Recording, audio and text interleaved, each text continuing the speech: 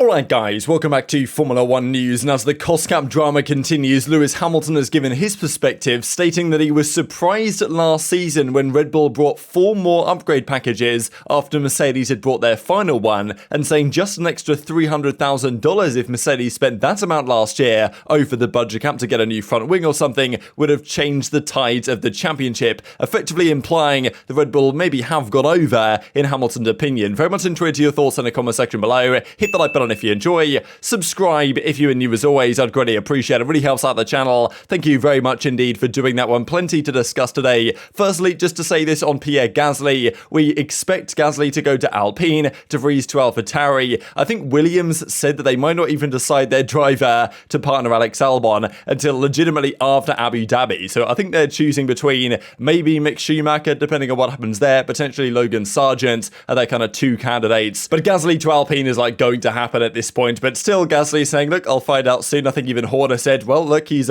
contracted to the kind of Red Bull system or whatever, but that probably will not be the case for too much longer. Speaking of Red Bull, thought this is a rather interesting article today from Amos, stating exactly how Red Bull have managed to find this extra straight line speed compared to every other car on the track. Apparently, they've got some special aerodynamics. We have seen this in the past under previous regulations, where when the car's going fast, I think we even saw this last year with the Mercedes, the rear of the car will, under aerodynamics, get pushed into the floor, but the suspension is designed in such a way to facilitate that, such that the back of the car lowers quite significantly under high speeds, therefore reducing the downforce generated in a high-speed situation. Now, this has been the case in the past. Hydraulic suspensions are, of course, no longer allowed, and I think many people thought, including, I'm sure, many of the engineers and all the other teams, that this wasn't something that could be achieved under the new regulations with the heavier cars. Red Bull, maybe you can argue that's why Red Bull was so kind of heavy at the start of this season, because they found a way to implement this technology into their car and now have taken off the weight elsewhere. Mercedes had this trick in play last year in 2021, but I guess they thought that it maybe wasn't feasible this year or whatever. But, I imagine the other teams are now aware of potentially what Red Bull are doing here, and if they are, then they would wonder, I'm sure, whether they can possibly implement this in the future. But it was kind of interesting why Red Bull were able to run such a high downforce rear wing at certain tracks while still maintaining a healthy top speed advantage. Like around Monza, they were running a bigger rear wing than anyone else and still being the fastest car on the straights. So they've obviously found something that others have not yet, and whether other teams will employ that next year, I suppose, remains to be seen. But it's obviously some very clever engineering by Adrian Newey and the crew, which has given them arguably a championship deciding advantage this season by winning pretty much all the tracks where it's heavy power focused. Now, here are the cars for this weekend already there in Japan, of course, getting ready for the weekend. Tomorrow is free practice, but there are some concerns with the rain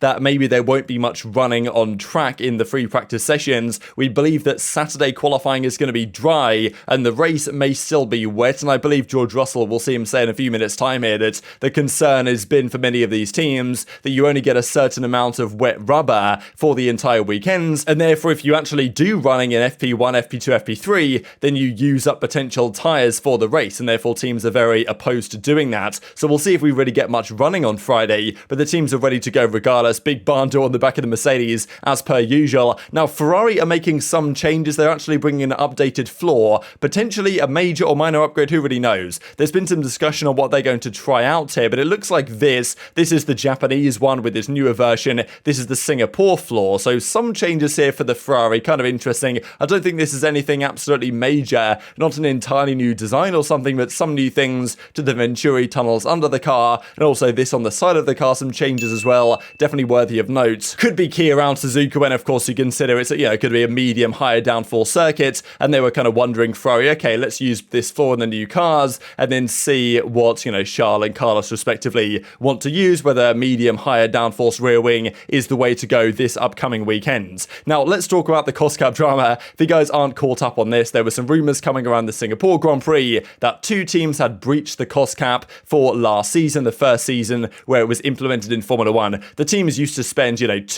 $300, even more million dollars. The top teams, now that's limited to $145 million last year, a bit more this season because of inflation and other bonuses and stuff that they were granted with all the stuff going on in the world. Effectively, the idea is in the long term to level the playing field to some degree in terms of development resources. Now, of course, there's a big advantage to be gained by potentially breaching this cap, because let's say you spent another $5 million straight into hiring engineers engineers and bringing in further upgrades to your car, that can make a big difference, where Mercedes and Ferrari are saying, look, if Red Bull did breach the cap, as the rumour is they might have breached it by $5 million, something in that ballpark, then that's a pretty big deal. There should be significant repercussions, and of course one of the potential repercussions is deduction of championship and drivers' points from last season, which potentially could change the outcome of the World Championship. Still doubt it's going to happen, but Hamilton is kind of implying that maybe he would like to see something like that. Of course, he's got good reason to try and push for something like this. He's not said it outright, but of course we'll see his words right about now. So he says, I don't really want to say anything, but, and then says something rather insightful, and then says, look, transparency is important. He actually puts quite a lot of pressure here on the FIA and Mohammed Ben Sulayem to deal with this in the appropriate way, to make sure that everything is transparent. He doesn't want to kind of repeat of the whole Ferrari engine saga where they cut some sort of deal with the FIA where no one really talks about it anymore, and they kind of got away with that illegal engine a few years ago. Like, Hamilton doesn't want to see that occur anymore. He doesn't reckon it will, but he's putting pressure on, and he's also suggesting that indeed Red Bull, from his perspective, brought rather too many upgrades compared to what they should have been able to bring with a cost cap. Say anything really, but what I can say is I remember last year in Silverstone we had our last upgrade, and fortunately it was great and we could fight with it, but then we would see Red Bull every weekend or every other weekend bringing upgrades. They had, I think, at least 4 more upgrades from that point.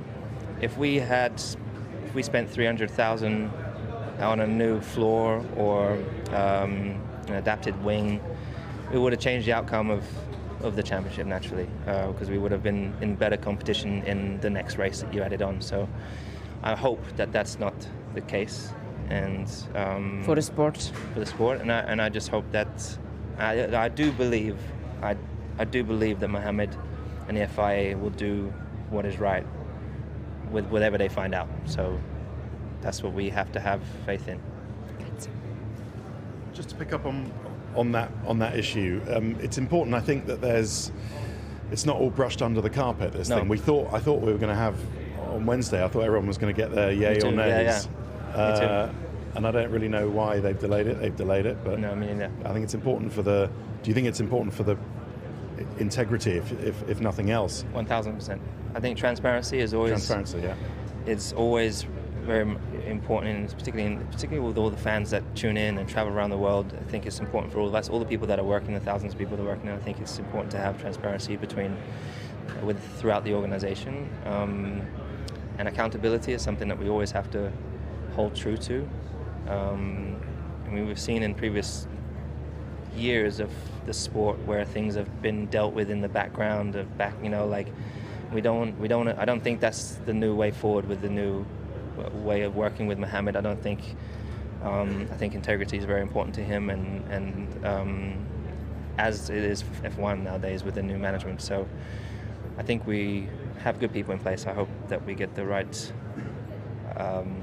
governance. Now, Max Verstappen, of course, was asked to respond to this, and the interview, I think it was Craig Slater, was basically saying Hamilton I thought was pretty fair in the entirety of his comments, but of course, you cherry pick one particular line. It's how media works, unfortunately. Tell that to Max Verstappen, try and get a response, and Max says, look, I have reason to believe that Red Bull have done everything right. That's what I'm told, and look, I'm just here to drive the car fast, which of course is absolutely fair enough, but still, Hamilton's comments are pretty interesting. That, what he felt like last season. Toto Wolff said a similar thing, that Mercedes would have done much more to their car last year. They had more upgrades to bring, more ideas, new flooring designs, new front rear wings, whatever that they would have brought in previous seasons, but weren't able to due to the cost cap, and they weren't able to do a lot of stuff they wanted. They also had to make redundant like 40 engineers or something, or 40 staffing members, because they just couldn't afford it anymore. So Hamilton's like, well, look, if we'd have spent an extra 300 grand above the cost cap, we could have brought a new floor, new adapted wing, and that would have given us the advantage, right? And Hamilton's not necessarily just saying that, okay, in races where, let's say, something like COTA or the Circuit of the Americas, when Hamilton was second and Verstappen was first, he's not necessarily saying that he would have won there and Verstappen would have come second. Maybe it's more like it's a culmination over the course of the season where certain results could have gone a different way, which would have swung the tides of the battle, right, back in Hamilton and, of course, Mercedes' favour. So it's always difficult to say, and it's very easy to say, well, look, Hamilton, if he didn't just activate the magic brake button, would have been the world champion anyway, but it's kind of irrelevant to the discussion at the end of the day. But it is also difficult difficult to say how much Verstappen or Perez would have gained from these further upgrades that weren't necessarily arriving from Mercedes if they were, as they believe, perfectly within the cap. So definitely interesting statements. And the other thing, of course, was about the fact that they were bringing many upgrades, right? As he actually stated, seeing trucks from those guys, Red Bull, updates continuing to arrive on the other car, I was thinking it's going to be hard to beat them. But he was like, okay, a second, these lads are bringing upgrades every weekend. Their final one, he reckoned, was at Silverstone. A good upgrade obviously helped them a fair bit. And at the end of the season, their new engine was definitely a powerful factor. But Red Bull were bringing new updates as the season progressed. And even I think Ferrari and maybe Binotto mentioned it last season. Was like, hang on a second, how are Red Bull able to do this? So, of course, doesn't necessarily mean that they have breached the cap, of course. They could just have some very clever accountants, which I imagine is probably what they're trying to convince the FIA of, or at least getting ready to try and convince the FIA of if anything does come out over the coming days. But Hamilton is probably inclined to believe there might be some sort of foul play here because he obviously trusts Mercedes did exactly what they could, and he was, I imagine, getting told, look, that's all we can do. We don't have the budget to bring any further upgrades. And then he's seeing Red Bull do it, and he's like, hang on a second here, how is this happening? But as he says, this needs to be treated in a certain way for the future integrity of the sport, because we don't want this stuff happening every single year, because if they don't really clamp down hard on this, then every team's going to be breaching the cap every single season if they can get away with a kind of minor discrepancy effectively. So it's important for that perspective, but also, do we really want a sport where the champion can be decided and then 9 or 10 months later be potentially changed based on cost cap infringements? That also is not good for the sport either. So very tricky one, but yeah, Hamilton's certainly implying that he thinks there might have been something going on here at the very least with the Red Bull situation, and that's what all the drivers have been saying. Like, they've been asked about this, of course, and they're saying, look, we just want it to be fair, and if breaches have been made, the punishment should be appropriate for that. The punishment could be many different things, of course. Well, a lot of people's eyes are going to go to the possibility of, well, taking away Verstappen's points because he was in a car on steroids, is what Toto Wolff said. I doubt it's going to happen, but of course that remains to be seen. And first of all, the FA actually have to announce this stuff, which they delayed from yesterday, and they're now going to do it next Monday, they say. But I wouldn't put too much money on that either, given the way the FA have been running things lately. And just to say this, as George Russell kind of mentions, that it seems potentially unlikely there's going to be much running tomorrow in the practice sessions because they potentially still need the tyres for the remainder of the weekends. This is how it looks. Almost a certain rain, it seems, in Suzuka on Friday. Saturday probably dry for qualifying, and then Sunday potentially rain yet again. So it could be an interesting weekend to come once more. Very much intrigued to your thoughts in the comment section below. Hit the like button if you enjoyed. Subscribe if you are new. Take care, and I'll see you next time.